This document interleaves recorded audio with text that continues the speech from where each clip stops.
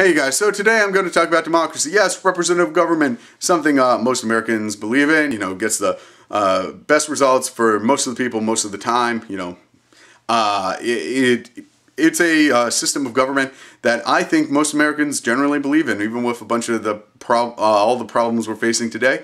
We're taught that it is a good system, probably the best system we have on Earth. And frankly, you'd think that democracy would pervade American life. That is not the case. Simply, you don't have the rights of democracy in the workplace, is the easy example. I spend a lot of time at work. I don't know about you. When you're working, if you spend a lot of your time at work, shouldn't you have some level of representation? I mean, if you think about it, if democracy, you believe, leads to the best results most of the time for most of the people, right? Then democracy should be good in a corporation. A corporation that practices democracy should lead to better results because it is a democratic system. You follow? Now, it's kind of the what's good for the goose is good for the gander kind of argument, to be honest. Now, a lot of people say, well, it's a private company, aren't you, why should employees have the right to vote on it? Because I think democracy traditionally is, where you get to vote is where you are, where your stuff is, and where your proximity to the location, right? I mean, I get to vote in King County because I have some of my shit in King County. But my ass is in Jefferson County working there most of the time. So shouldn't I have a voice in Jefferson County? I probably spend more time in Jefferson County, to tell you the truth. You see what I'm saying?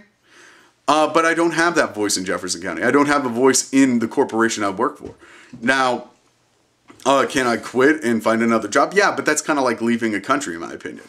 It's like, no, they're not, they're different things, you know what I mean? It's like, if I'm leaving GE, I'm leaving America to go find another job. Maybe I move to Canada, which would be, PIPCO or something. You see what I'm saying? I think that in general, though, you should probably have some level of representation. Now, a lot of people probably say that, well, then that's not streamlined and we won't get things done very well. That may be. But at least then we'd be consistent on our message. And I think that having a democratic system will probably net benefits that perhaps are not visible at this point in time in American life. I think that for example, there's advantages in having a dictatorship because you get things done better. But it doesn't mean a dictatorship is a good form of government. It doesn't mean, in the same way I connect that to a corporation. Just because, Walmart has cheap prices doesn't necessarily mean that Walmart is a good place to work. You follow?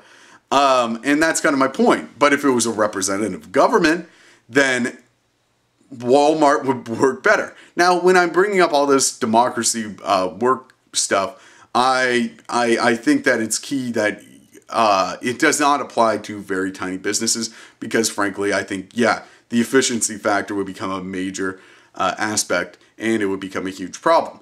But when you're dealing with larger companies, as long as the workers are being represented by workers there and they are voting, then I think that it is a better system. I'm talking big companies like GE, Toyota, basically companies all over America that are large enough to handle a voting demographic like this. Now, having said that, do I think that the business owners, the shareholders should be excluded from this? No. In my perfect world, you would have basically a three different branches of power in a business. You'd have the CEO, basically I guess he'd function kind of like the president. He would dictate policies after they've been enforced, And you'd have the representatives that would be the board of directors, and everybody who owns stock in the company would be on one side. Then you'd have the workers representing another. Now, there could be some crossover if you really wanted it to happen.